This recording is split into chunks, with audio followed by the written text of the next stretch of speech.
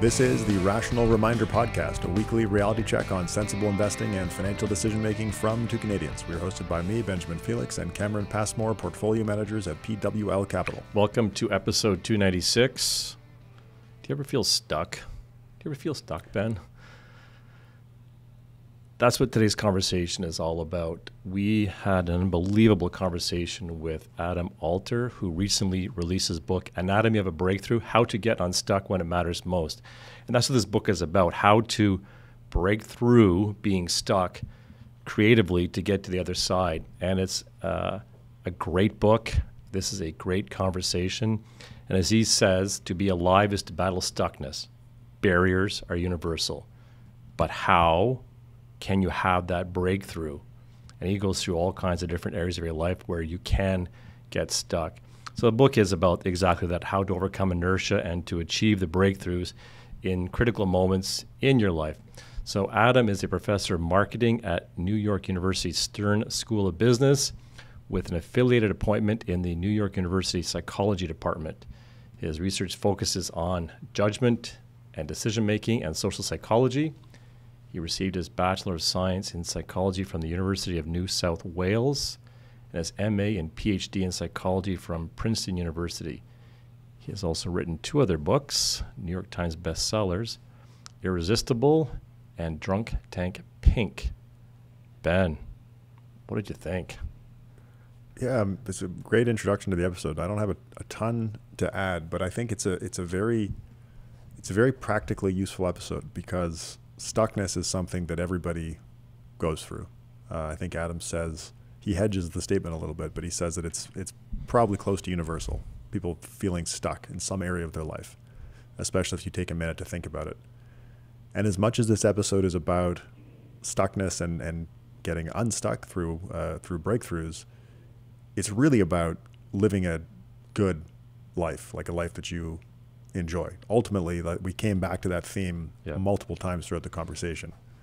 And I think Adam has a lot of practical, useful information for people to think about well-being and living a good life through this lens of stuckness and breakthroughs, which I thought was a really interesting angle to take on that concept.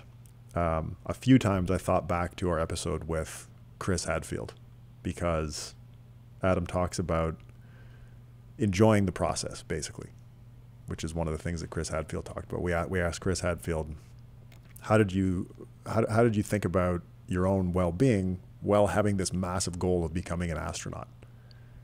And he basically said that he would have been happy with the way he lived his life, even if he never attained that big goal.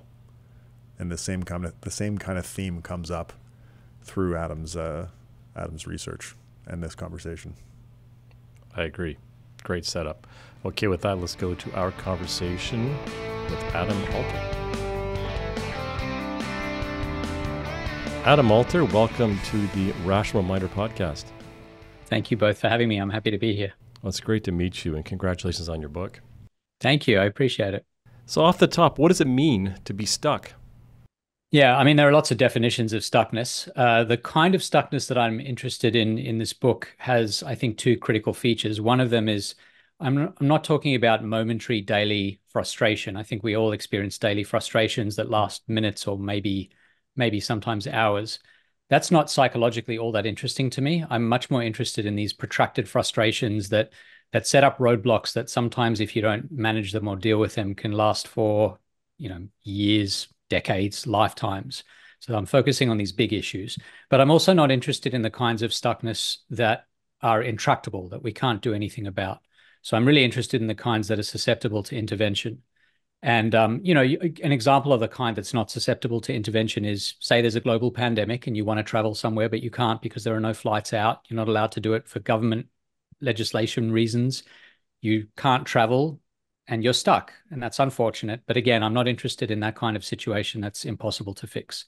So it's got to be something that's protracted, that's important to you, that goes on for a long time, and also that's susceptible to your intervention that you can do something about. Can you give an example? Yeah, there are so many. So I've been running this survey on thousands of people around the world, asking them are you stuck in some respect, and tell me about it. And you get every flavor of response. First of all, it's almost universal. Almost everyone is stuck in some way. And the kinds of things they talk about are financial stuckness. I can't afford something and I wish I could, or there's something I'd like to be able to do, but I can't afford it. There are relationship-based stucknesses, work-based stucknesses. People get stuck in creative pursuits. Maybe they make progress towards a goal and then they can't make any further progress. Uh, Business-based stuckness, they have certain business goals that they can't achieve. Investing-based stuckness. I mean, every flavor you can imagine. It's a very broad palette. So you mentioned the survey. How common is it for people to be stuck somewhere?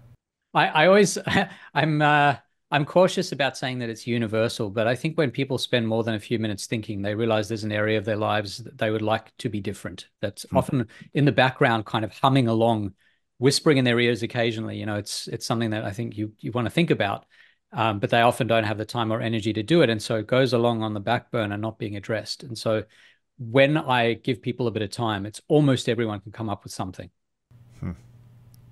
One of the objectives of this podcast is to help people with financial decision making. So can you expand a bit on what it looks like to be financially stuck?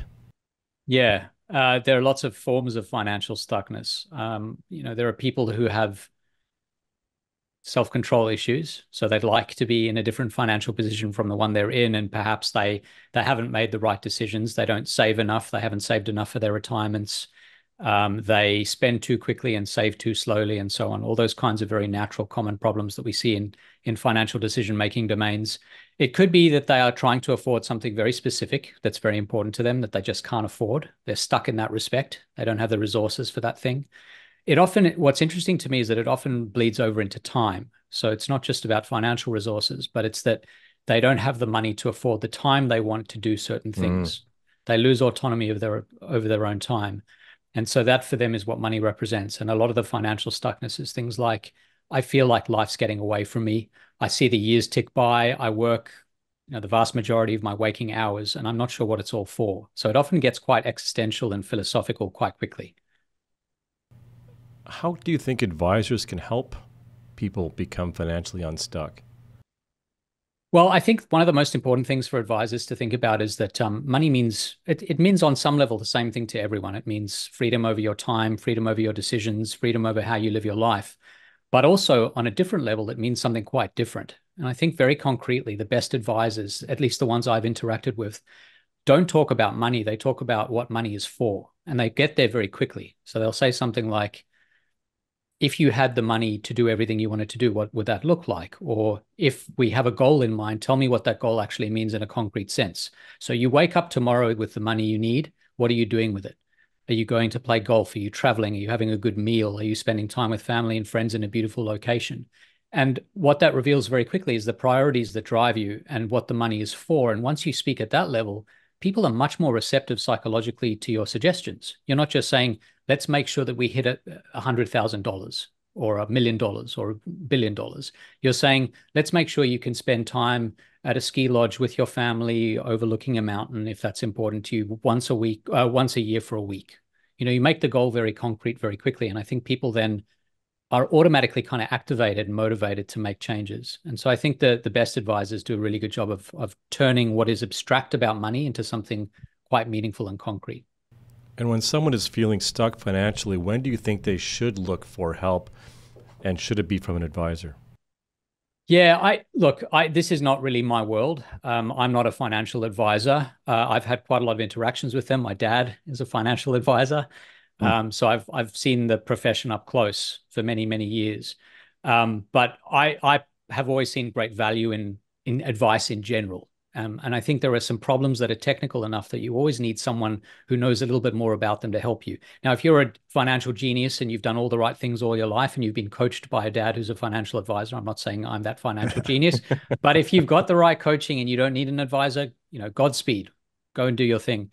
But I think for most people, it's such a complex, hairy problem psychologically, intellectually, in all sorts of different ways that having advice, whether it's an advisor or someone else, is truly valuable. And so I would say the natural place to look is a financial advisor, ideally someone who doesn't have a sort of vested interest in making certain suggestions, maybe a fiduciary or something like that. I Yeah. think there's huge value in that.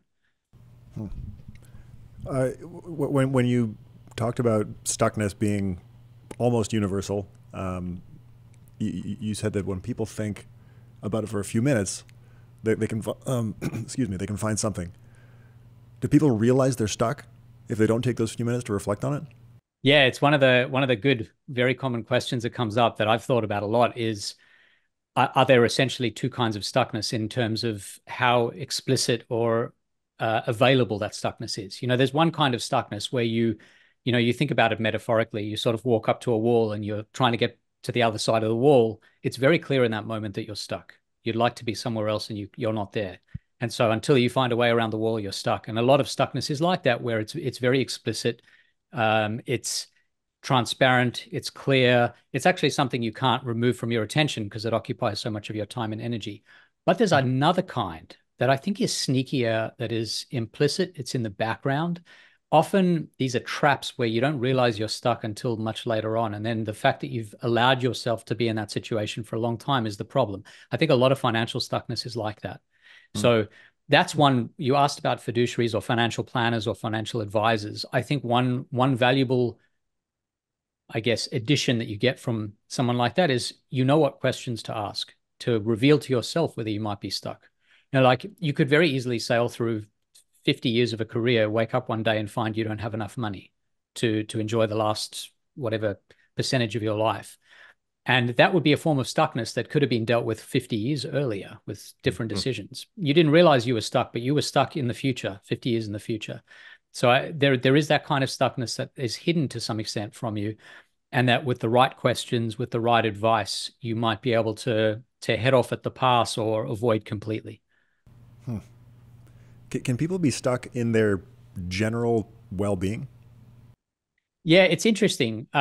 There's this story that I found fascinating as I was talking to people about this book and about this idea.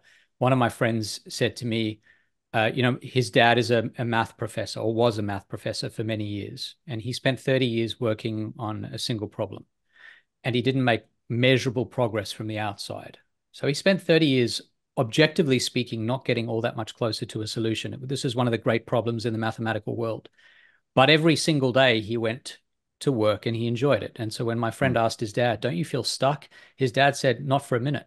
This is my life's work. This is my passion. On a certain level, yes, I'd love to find a solution, but every day I'm invigorated. I love going to work. I love working with the students who are helping me on the problem.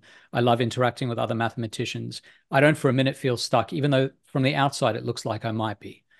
So subjectively, he doesn't feel stuck, but objectively he is. But then there's the other kind of person. You look at people who look like they're sailing by. Maybe they're in a job where they're incredibly successful from the outside. They have all the things that most people talk about wanting. Maybe they have a wonderful family. They have lots of money. They spend their time exactly the way they want to spend it. But when you look inside their heads, on some level, perhaps they're tormented or unhappy, or they actually subjectively are stuck. So you get this interesting interplay where some people look like they're stuck from the outside, but they're actually happy with not making meaningful objective progress. And then you get people who are sailing along from the outside. But when you look inside their heads, you realize actually, well-being wise, they're stuck. Something is just not quite working for them. And I think those are the people that need a lot of attention and help. And so the book I wrote is largely in the service of these people who are kind of quietly stuck.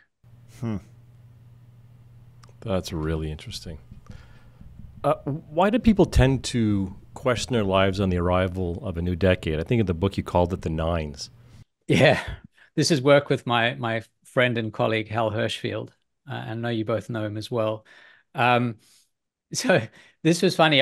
When I was 29, I had just moved to New York City and I'd just taken the job at NYU as a professor. And I felt a bit stuck in certain respects. I wasn't sure if I was moving in the direction I wanted to be moving. And I decided to run a marathon, my first and only marathon. And part of what was confronting was I was 29 and I was thinking about turning 30, and I'd been in the US already for four or five years, I think it was at that point. And I felt like time was really marching on. And I wanted to just kind of take on a goal that felt big and meaningful, that would occupy several months of my time, that would involve physical exercise. It involved charity. I was raising money for a charity. So it seemed to sort of check a lot of different boxes. It had a little philanthropic element. It had an element of goals, movement. It had a lot of things that seemed appealing to me. And several years later, Hal and I were sitting and chatting, and I said to him, it's interesting. If I think back to that one marathon I ran, there was something about being 29, about having a 9 at the end of my age, that pushed me to think about what was about to come. And I didn't normally think that way. When he and I spoke, I was probably 32 or 33 at that point. And I said to him, in the middle of these decades, there's a kind of lull in how much we think about the meaningfulness of life. Time doesn't pass as fast. Things just move a little more slowly. And then suddenly you hit, say, 38, 39. And I remember this happened when I was 39 as well. I'm now in my mid 40s. And we studied this. We wanted to investigate, is this actually true? And there are surveys that ask people, to what extent do you consider the meaningfulness of your life? Do you audit your life for meaningfulness? And we found this little sort of wave that begins at the 8s, peaks at the 9s. And then for some people, it extends into the 0 ending age. So 28, 29, 30, 38, 39, 40, etc. And it's not just about considering the meaningfulness of your life, but what you find, as I found at 29, was that you're driven to kind of drum up meaning. So in my case, that was running a marathon, and you do see a big spike in first-time marathon runners with 9s at the end of their ages. It's the most common ending digit in an age for that kind of thing. And people do all sorts of things. They do some very productive things. They run marathons. There's some evidence that perhaps they give more to charities, or maybe they buy a red sports car to show themselves that they're still young and they have it and all of that sort of stuff. There's also some stuff that's less productive. You see a rise in extramarital affairs. We have some evidence of that. You even see a small spike in suicides, it appears. So this is a very confronting time for us every 10 years, but it's also a very productive time when we're able to make very big decisions that are quite meaningful to our lives and to us. Aren't there also clusters in marathons of times around target times, like 3:40, 3:50, or the famous 4 hours, for example? Yeah, there are. I mean, these things pop up in lots of different areas. Humans are goal-oriented as a species, and a lot of our goals are numerical, or they're driven by some sort of benchmark or yardstick. So in the context of a marathon, there's the sub 3, which is very quick. There's a sub 4 for a lot of people. There's a sub 3:30. And what you find if you look at the distribution of times is that it's not a smooth distribution. It's not like the most common time is, say, 4 hours, and that either side of that, you've got this perfect little slope down to the less common times that are either slower or faster. That's what you might expect with some sort of human performance discipline. Like if I gave you a device that measured your grip strength and I gave that to 1,000 people, you would see a very smooth distribution. Yeah. With marathons, you don't see that. What you see are these little peaks and then this drop, because no one wants to run 4 or 4:01 or 4:02. And so they somehow liberate latent energy, they say. That's what they call it, liberating latent energy to make sure they run the 3:57, 3:58, or 3:59. That's right. I ran a 3:57, and I remember thinking, what a miracle that I just finished under 4 hours. And then it turns out that's the second most common time in marathon running. Oh, wow. Yeah. Good for you. That's crazy. On the decade the decade stuff, does the decade matter? Like, did you see clusters around differences around 40 versus 50 versus 20, that kind of thing? Yeah, so it's a little patchy. We don't have a huge amount of data. I think it's less. I think you see fewer extreme effects in the 20s. I think the specter of time is not quite as great when you're in your 20s moving into your 30s. It seems that the sort of midlife crisis 40s seems to be a time when a lot of people are making big decisions. And again, late 40s into 50s seems to be a big one as well. I think it's slightly less prominent for the 20s into 30s and the 50s into 60s, but there's not really, really robust evidence for that. Yeah, okay, interesting. Are there risks to making major life decisions during those periods? I think there are always risks to making major life decisions. You've got to ask yourself, depending on what the decision is the decision revocable? That's one good question to ask. Is it something I can fix if I've made a mistake? And if it's not revocable, there are still risks worth taking. I think one really useful guide when you're making these kinds of decisions is to ask, how important is this decision? And if it's sufficiently important, I should know what the full menu of options looks like. I should go through a full kind of accounting process. Here are the pros, here are the cons of each one. Be really thoughtful about it. That's what you should do when you're picking a town to live in, or maybe which university to go to, or whether to settle down with a spouse, whether to have kids, all that sort of stuff is sufficiently important that you should devote a lot of time to it. And in judgment and decision-making parlance, you would say you're maximizing, you're finding the very best outcome. The alternative is to satisfy. And we don't have the time or energy to maximize on every potential question we have. And so the other way to do it is to say, is this good enough? So I'm not really a car person. I buy cars because I want to safely get from A to B and make sure my kids and my wife are safe. And so for me, for some people, buying a car is a maximizing decision. They'll check out every car on the market. They want to know everything about every car. But for someone like me who doesn't care about that stuff, there is a safety benchmark. If it reaches that benchmark and it's otherwise affordable and checks all the boxes, it fits everyone in the car, good enough. I stop searching. I don't even know what the other options are. That's satisfying. So when you make major life decisions, you probably want to maximize on some of them, but also satisfy on others. And the really wise people know when to do each. What are lifequakes?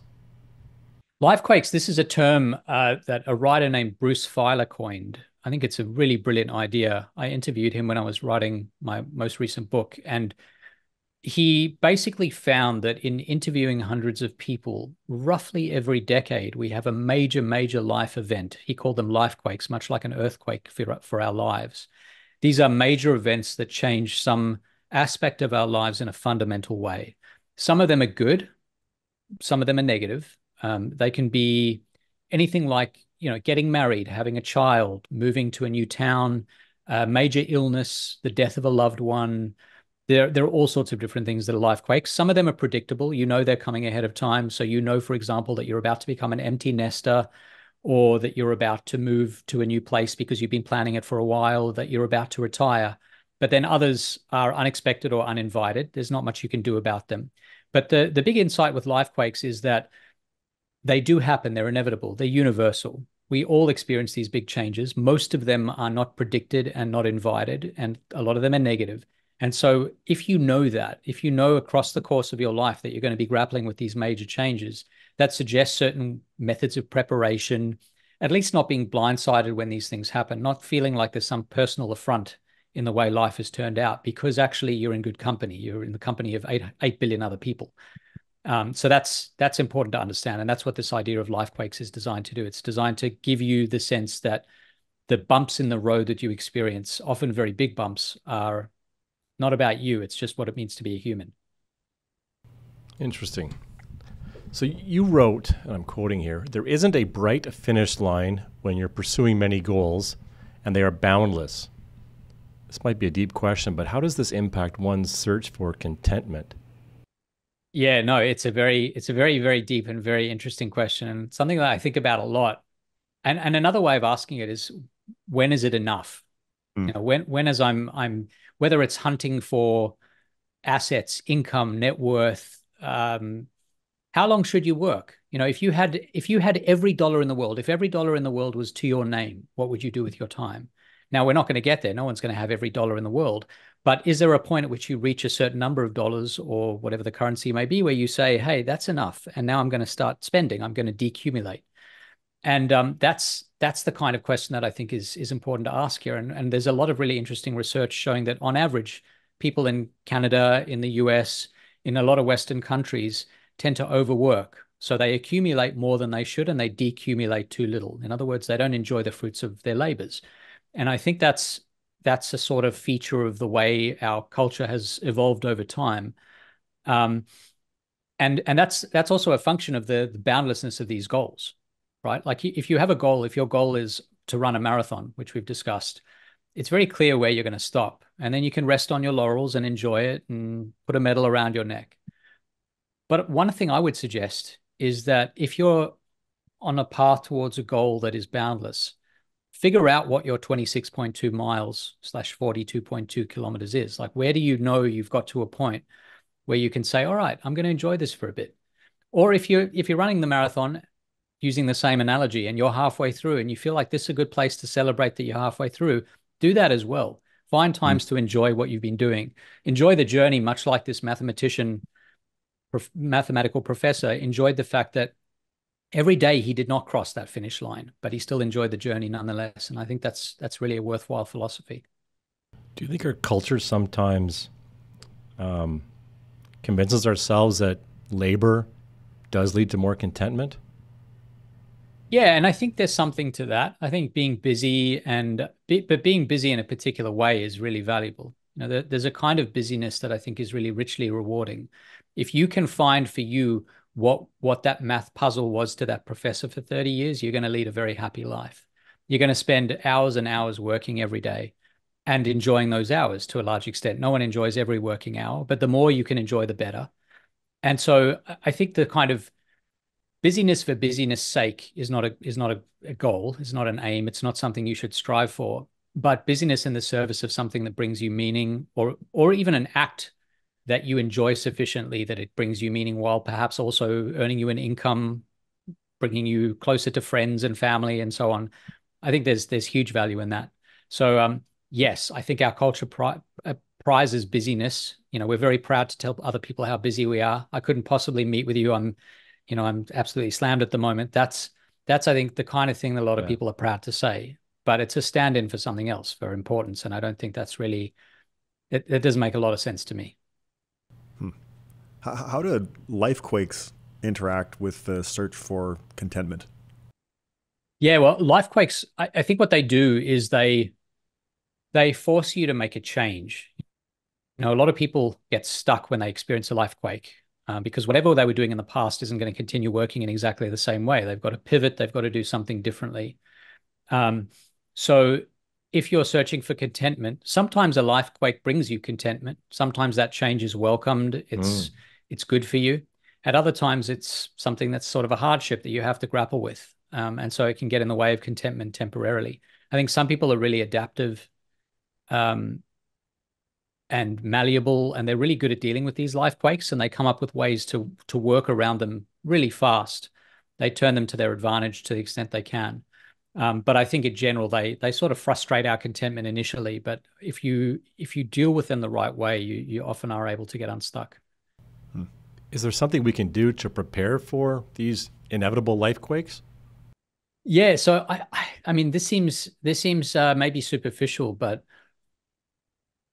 I think a huge part of it is just knowing that they're going to come and not being blindsided by them. And also recognizing that there will be a period where if they're not positive things, you're going to be unhappy. You're going to have to grapple with them. You may have to mourn. You may have to deal with the fact that they're introducing a hardship into your life, and that's okay. And to anticipate that as well, in anticipation, before it even happens, you could say, hey, when that lifequake comes, I'm going to give myself the license to spend X amount of time just dealing with it and being okay with being sad or having to pivot and being frustrated that I'm not yet making the right moves. So I think a lot of it is in the preparation. And there's some really interesting evidence that in particular in East Asian countries, places like Japan, Korea, China, people anticipate change much more than they do in the West. So part of our belief system is that things just kind of progress. They get better, things improve. There's a linearity to life. We acquire skills, we get more wise, we get stronger and better and more impressive in all sorts of different ways. And that drives a lot of our decision making, drives a lot of the ideas we consume as well, about mastery and all that sort of stuff. But if you look at the way the philosophies, particularly the religious philosophies of East Asia work, a lot of them suggest that there is balance in the world. There's the yin and the yang, the day, the night, the hardship, and then the ease, and so on. And if you adhere to that philosophy, when things get hard, you're like, well, that's just part of the cycle. But if you think that life's always progressing and it's always getting better and everything is essentially like the stock market across time going in one direction, then you're going to be blindsided when you have these blips. And that's I think that preparation and anticipation is a big part of dealing with these hardships. That's a really cool perspective. Okay, the title of your book, Anatomy of a Breakthrough. We've talked about stuckness, but what is a breakthrough? Yeah, so a breakthrough is the other side of stuckness. So it depends what you're looking for, but it's what happens after you're no longer stuck. And so this is sort of I call it the anatomy of a breakthrough, because the way I break it down is into heart, head, and habit. These are sort of bodily terms or bodily action terms. And the idea is that when people get stuck, they feel blindsided. It feels like a very personal affront. It's unpleasant. They often don't really know how to grapple with it. They flail Instead of being thoughtful, they often do things rashly to just kind of break out of the problem. And so this is it's a roadmap. It's a sort of guidebook. And in fact, the last part of the book is I titled the epilogue 100 Ways to Get Unstuck. It's essentially a summary of the book. So it really is a roadmap. It's like, if you're stuck, check off these 100 things on this list and you'll be unstuck, basically, in most cases. So that's essentially what a breakthrough is when you've done all of that and you've come through the other side, you're no longer stuck and you found a breakthrough. Can you talk a little bit more about the heart, head, and habit? Yeah, sure. So I think a lot of people jump to the third of those. Habit is action. And when you are stuck, your first instinct is to act. There's a part of what it is to be human that deals very, very well with being physically stuck. There are these interesting cases of what is known as hysterical strength, where maybe someone's trapped under a car and you go over and you lift the car and you free them. And then when you interview people, they say, I don't know where that came from. I don't normally have the ability to lift a car, but adrenaline helped me do that. And that's incredibly useful in that situation, that physical stuckness. But that flailing behavior that's very useful physically is completely counterproductive in terms of action. If you just kind of flail and you act, you're often acting in the wrong direction. You're not doing something helpful. So habit is action, but it's got to come after heart and head. Heart is the first thing. It's dealing emotionally with being stuck, figuring out the best next step to make, grappling with what it feels like to be in that position. And a lot of people overlook that. They don't think much about the emotions. They're already thinking about strategy and action. Once you deal with the emotional component of being stuck, there's head, which is the kind of strategies, the approaches you can use to get unstuck. And then the actual action comes in the last part, habit. So that's those three sections. How does creativity interact with a breakthrough? Often in a lot of the domains that I look at that I'm very interested in, whether they're business-based or creativity-based or in the arts, in music, in film, and so on, creativity is what the breakthrough is all about. That's the stuff of breakthroughs. That the sort of theory here is that if what you were doing is working, in other words, if you don't need to be creative, then you wouldn't be stuck. You just keep doing the thing that was working before. But if you're stuck, by definition, whatever's been happening in the past isn't doing the job. And the way forward has to be an act of creativity, where creativity is just defined as something different from the default, from the way you would think about doing things normally or naturally. And so a lot of getting unstuck is about, it doesn't have to be incredible creativity. We're not talking about writing a screenplay that wins an Oscar. We're just talking about doing something a bit different and doing it in a different way that liberates you from whatever it is that's been miring you because of the way you've been doing things in the past. You gave a practical piece of advice in the book, and I'm curious if you're still doing it, where you had a document that's got years of ideas in this document. And when you get stuck, you'll often refer back to that document for, I guess, inspiration or ideas. Is that true? It's true. It's not just one document. It's a few documents. There are a few for different purposes. But yes, absolutely. So I have one very broad, these are just good ideas document. I have a research ideas. It's much more about my work and my academic work. So I have a document. It's probably 250 research projects long. So that's several careers worth of ideas that could be tested in the lab. Wow. And I'll never get to them, but I like writing them down, because if I ever get to a point where, say, a new student comes to NYU, it says, I want to work with you. What can we work on? I go read those 250 ideas, pick out 5 that seem like they mesh with what the student's background is and ideas are. And then we can talk about them and say, hey, let's whittle this down. I absolutely still do that. In fact, I'd say the most recent time I opened that document was 2 days ago. Wow. So it's always open. Yeah. How important is persistence in creativity? Well, there are 2 ideas that people bring to understanding creativity. The one is known as the insight lens. The insight lens suggests that creativity is essentially just waiting for ideas to fall from the sky. There's something mystical about the process. It's almost religious. The idea drops on you from above and you're just lucky and you're there to receive it. You sort of catch it as it falls. And that's that sort of eureka effect where you don't see the origin of your good ideas.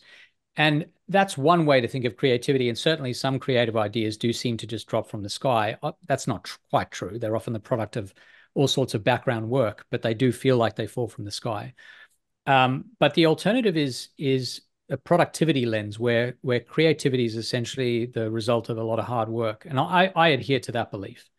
I think it's easy to fall into the trap of saying we don't fully understand something. It seems a bit mystical, so let's just assume it happens in a way that can't be explained by science and hard work and grit. But I actually think a lot of creativity, there's a lot of evidence for this. Creativity often does come from application, from Hmm. failing many, many times, but failing in an ever more valuable way where you're moving closer Hmm. to or converging on the goal.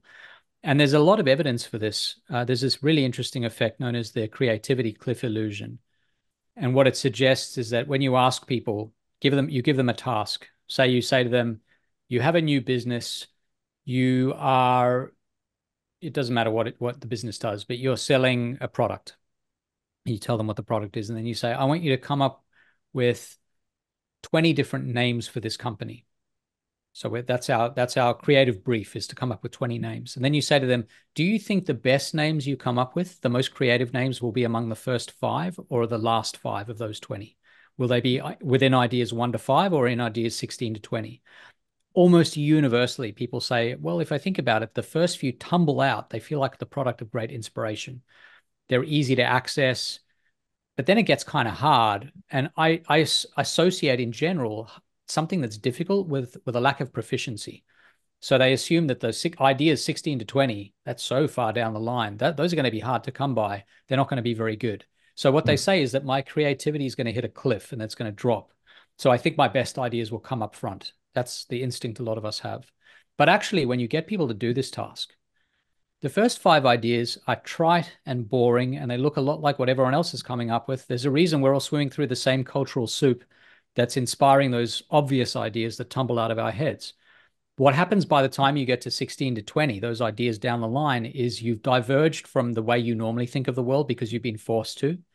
That difficulty you're experiencing is a sign that you're diverging from the herd and from the way you'd normally approach the problem. And that's where the magic happens.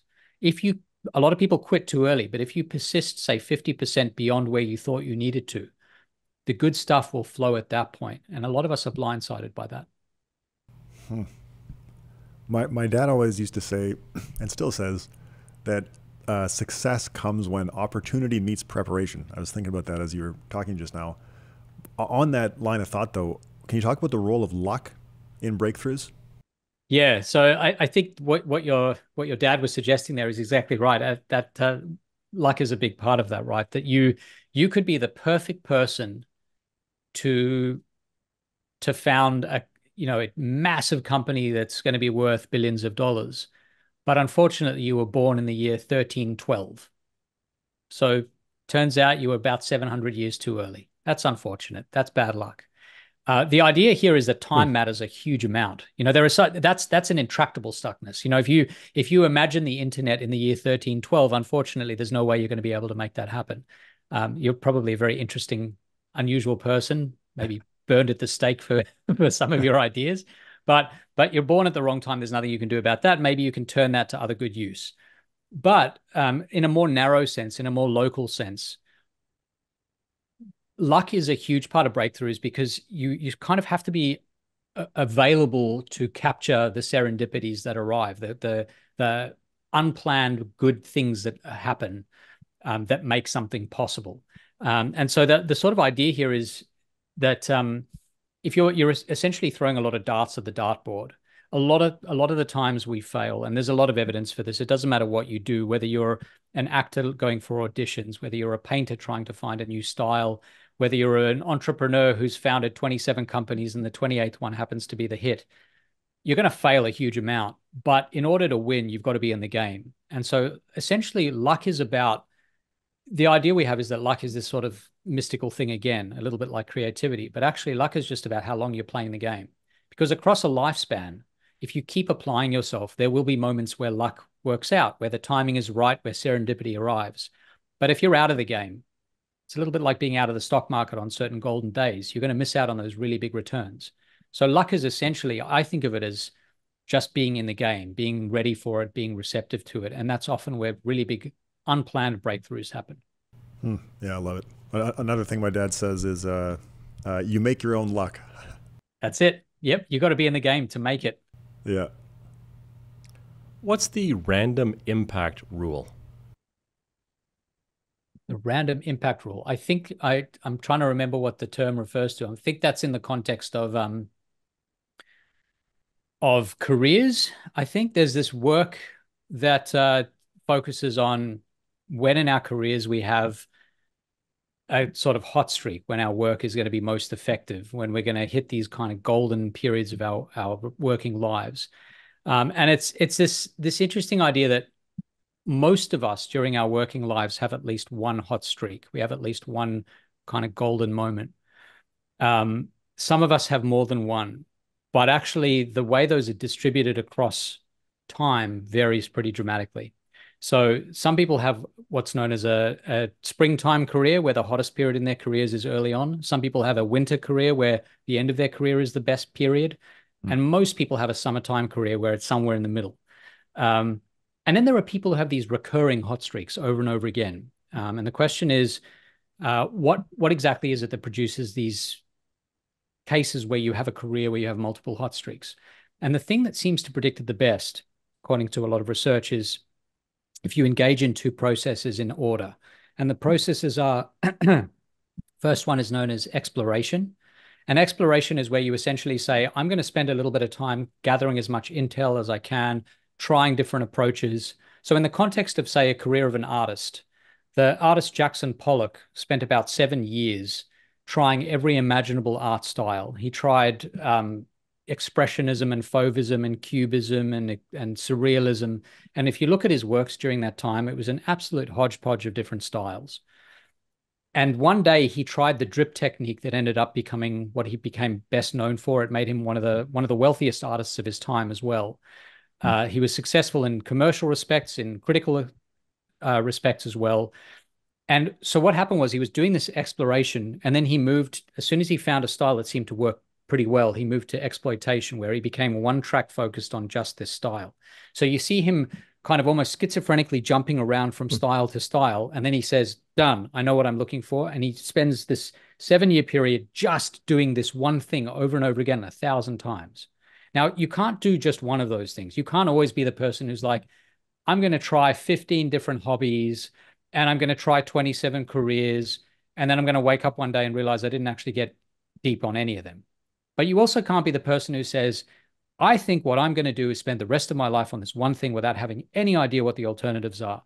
So there's a balance there. And these people who have these recurring hot streaks across time are the people who go broad and then they go very narrow. They go broad and they go very narrow.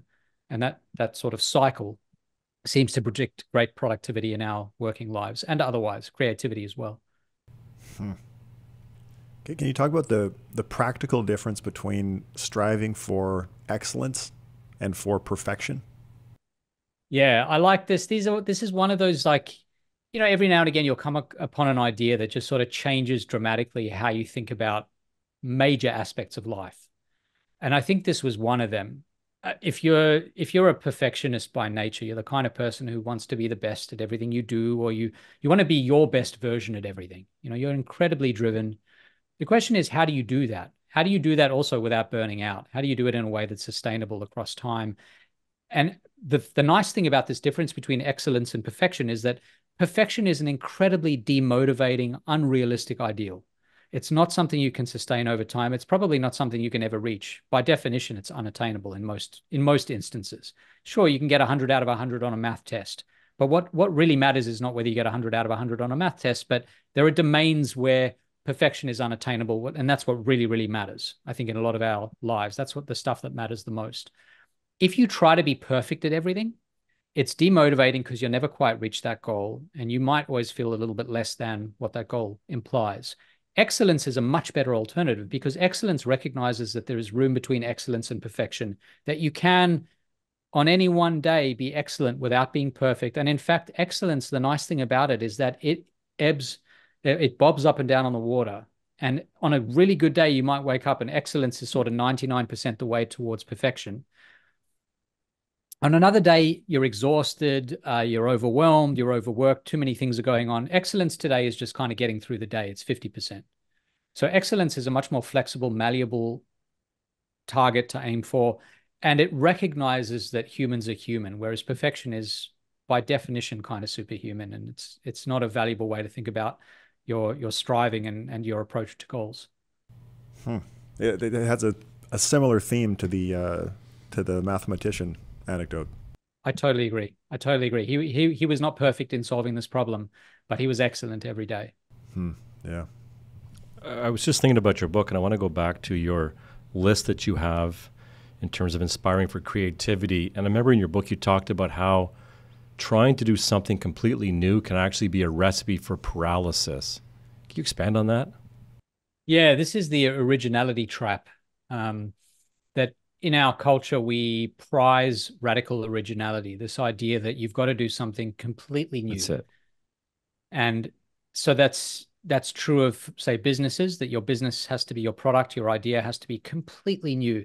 Your approach to some problem has to be just radically different from anything that's come before. If you're an artist, a musician, a filmmaker, doesn't matter what you do, you got to come up with something really radically new. And that is first of all, that's a fiction. It's not even a real thing. This idea of radical originality doesn't exist in the real world. That really almost everything is evolution rather than revolution. And that's an important thing to understand because it changes how you try to manufacture these new things, recognizing that they're not radically new.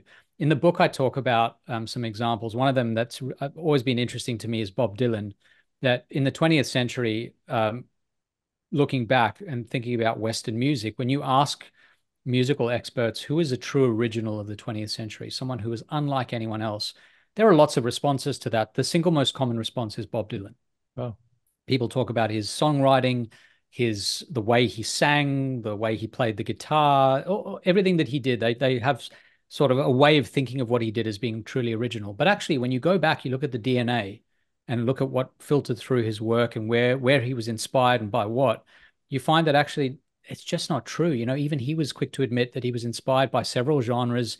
He kind of mashed them all together in a way that was unique. Certainly the product was unique. No one else was Bob Dylan, but he was basically the product of a whole lot of different building blocks. And so what's important about the difference between this radical originality idea and what Bob Dylan was, is that he wasn't radically original. He was just a radically original combination of old building blocks, of existing building blocks. And that's what most creativity and originality and newness actually is. It's not radically new. It's not something that we've never seen the likes of before. It's the natural consequence of taking these old things and moving them together and putting the jigsaw together in a radically new way. And when you know that, you asked me earlier about this document of ideas I have.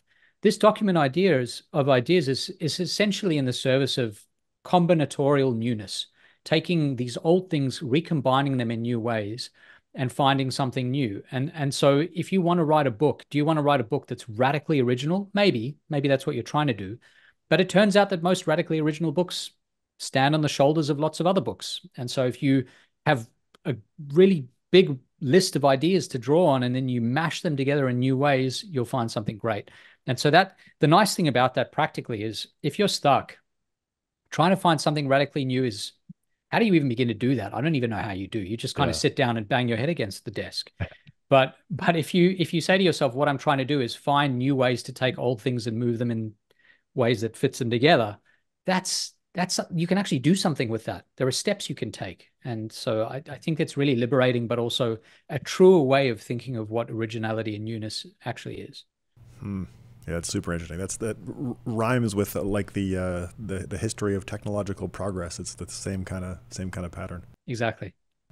Can being stuck actually be a sign of progress?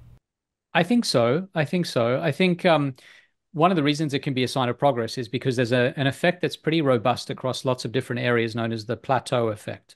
The plateau effect suggests that for a while, you will make progress doing a certain set of things with a certain strategy, and then you'll hit a plateau where your progress stops, where you get stuck. And this seems to be true in lots of domains. There's a lot of evidence for this in physical pursuits. So athletes who always train the same way, no matter how effective that training technique is when they begin, eventually it stops paying dividends. It's not just this linear, endless growth chart where you just keep doing well and keep getting better and better and better. What eventually happens is you hit a plateau, you've got to change things, you've got to move things. So I think stuckness in this sense is it implies, if you've been making progress in the past, that you've made so much progress that you now need to do something a little bit different to make further progress. This is true, by the way, not just of athletic pursuits, but also of learning, say, new languages or new skills, that if you keep using the same tactics to learn, you will eventually get stuck and you'll need to do something different. Fascinating. You may have alluded to this earlier, but what are the risks of being incapable of reaching the pinnacle of your own definition of success? Yeah, it's a good question. I mean, I think this gets at a couple of questions. One is your definition of success a sort of realistic one, or is it perfectionism? Is it unrealistic? If it's realistic and you're not reaching those goals, you're not reaching the place you'd like to reach, there are a lot of very productive things I think you can do. You can pivot, you can change the goal, you can lower your standards briefly. I talk in the book a lot about the idea that stuckness is essentially just having standards that are too high in the local sense. Like if you're having a really rough day and you're a writer and you just can't quite write the 500 words you plan to write before breakfast, then maybe what you need to do is say, hey, that's too stringent a requirement today. Excellence for me today is not 500 words, it's 20 words, something like that. Just you can be flexible with your goals. But systematically not reaching the standards you set for yourself is obviously incredibly demotivating. It suggests that perhaps your standards are too high, or perhaps you need to look in a different domain for inspiration, or maybe you should be doing something different with your time. And what you get when you consistently don't reach those heights is, I think, a lot like what you get when you have that 9-ending age situation. You say to yourself, is my life meaningful? Are things working out the way I'd like them to? And I think consistently not achieving your goals is likely to inspire maladaptive responses. So you're gonna be finding other ways to cultivate meaning that might be a little bit counterproductive, in the same way that some of the responses people have to being, say, 39, 49, 59 are themselves counterproductive ways of trying to generate meaning. So obviously not a good feeling to be a human who just never achieves his or her goals. I guess that it must interact on some level with how much you enjoy the process of trying to achieve that possibly unattainable goal, like the mathematician example. Yeah, that's true. I think it also sort of reveals for me one of the key problems with goal setting. I don't think there's anything wrong with knowing this is where I'm trying to get to. Like in a grand sense, this is my lodestar. This is where I'm heading. I'm going in this particular direction as much as I can. And I think that's fine to orient your action in a certain direction. There's nothing wrong with that. But the problem with goal pursuit is there's a sort of fundamental illogicality to it, because what you're doing is you're saying, I think, the goal is, say it's writing 100,000 words, you're writing a book. If your only goal is to write 100,000 words, you are in a failure state until you achieve 100,000 words. But as someone who's written books, there's nothing more demoralizing than finishing the book, feeling like you reached that goal, and then saying, but it doesn't feel how I thought it would feel. I thought it was going to be amazing. There's even this incredible case of the long jumper, Bob Beamon, who in 1968 jumped 8 meters 90, which was just I think 2 feet further than anyone had jumped before, 60 centimeters further than the next best jump. It was the absolute peak of success in what he had been doing. It was the goal. No one had even imagined the goal could be 8 meters 90. And he spent many years after that just feeling lost and aimless and saying, like, what comes next? I don't know what to do next. I'm kind of lost in my success. It's demotivated me and left me wondering what I'm supposed to do with my life. So he actually left athletics behind to a large extent. So I think better than goals is a kind of system of behavior that is productive. It's the mathematician going to work for 30 years, doing something he loved and not paying attention to the goal as much as he paid attention to the system of working towards that goal very loosely. It wasn't about progress, it was about the journey. And I think that's a much more productive way of thinking about our lives, especially our working lives, is that every day I'm going to bring my most excellent self in what I can bring today to work, and I'm going to do it for a certain number of hours, and it's going to be, my system is to do these following things. This is how I'll know I've succeeded on this day. And I'm not going to pay attention to these extraneous goals as much. Maybe in the long run it's worth keeping them in mind, but I'm going to just keep doing this thing that seems to be working for me in general, that makes me feel like I'm generally making progress in my world. Yeah, I like that. I don't remember the academic terms for it, but I know I've read a paper on like post goal attainment pleasure versus progress pleasure, and the progress being more enjoyable generally, and the post goal attainment being short lived. That's exactly the idea, yeah. That it's the journey that keeps bringing returns, but the goal Right. itself, humans are just not wired to achieve those goals. You know, it leaves you wondering what's the next goal. You get goal escalation. The next one becomes more unattainable. You're on this sort of treadmill that gets faster and faster and faster across time. As you can master that speed, you set a higher speed for yourself. Eventually, you or the treadmill or both are going to break down. And so it's just not a sustainable way to conduct our lives. Yeah, I like that. So you can have kind of a fuzzy, big picture sort of objective, but then a system that might allow you to attain that, and you have to enjoy the system. Right, exactly. Yeah, that's cool. How should people process or think about the success that they observe other people having? Yeah, I actually start the book talking about this idea that success is really visible and a lot of struggle is invisible. And Mm. there are lots of reasons for that. I think one of the reasons is that we live in a social media age where what everyone shares is the very best 1% of their lives. And we also look at the accounts that are most successful. You know, we all sort of follow the same basic accounts. Those are the accounts of the wealthy, the famous, the Mm. successful, the people who have teams that are doing their very best to make that person's life look as manicured and as impressive as possible. So by contrast, you know, if you're sitting on the toilet scrolling through Instagram, your life in that moment is probably less exciting than everything you're looking at on Instagram. And that's just not going to be the way to make yourself feel good about what you're doing with your time. And so I think social media is a really big part of it. The other part of it is just the way our culture prizes success and makes a taboo out of failure. You know, whatever we do, we're very quick to share successes, and there are good reasons for that. They bring us promotions and they bring us fame and wealth and all this other stuff and acclaim from our friends and so on. But actually, when you find these cases of people who are transparent about their failures, it's very disarming and it's unusual and it's hugely heartening. In the book, I open the book actually with the case of Brie Larson, the actress, who posted this 2-part YouTube video talking about her failures. And it's an amazing video because she's achieved both kinds of success in Hollywood. She has roles that have made her fabulously wealthy. She's also won an Academy Award for Best Actress. The highest kinds of objective metrics you can think of in the acting world. But she talks in these videos about having failed, by her accounting, 98 to 99% of the time. She goes through just film after film after film after film where either she didn't get a call back or she didn't even get to the interview or she got to the interview second round but didn't make it. And you look at that and you're like, here is the most successful person in this field failing 99% of the time. And the only way we know that from the outside, the only way we get beyond the Academy Award and the fame and the wealth and the Captain Marvel and all of this stuff is because she's making this video that tells us this. Now, that's true of every life that you see out there. Most people aren't making videos about their failures. She's an exception. And I think it's a really useful idea that the very best people at what they do are still failing most of the time.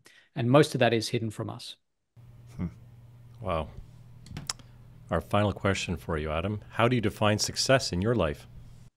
I define success as, I think there are a few different aspects, but for me, one of the biggest things is command, not over money as much as command over time.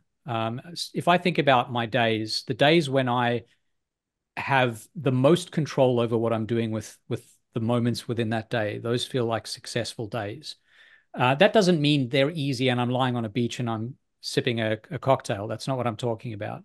I mean, in general, that I'm like the mathematician striving for that problem where at the end of the day, I look back and say, I can't imagine having spent my working day in a better way, in a way that made me feel more enriched, gave my life more meaning. And I'm very lucky. I spend a lot of my days feeling that. I have a lot of variety in my life. And so I think of that as success.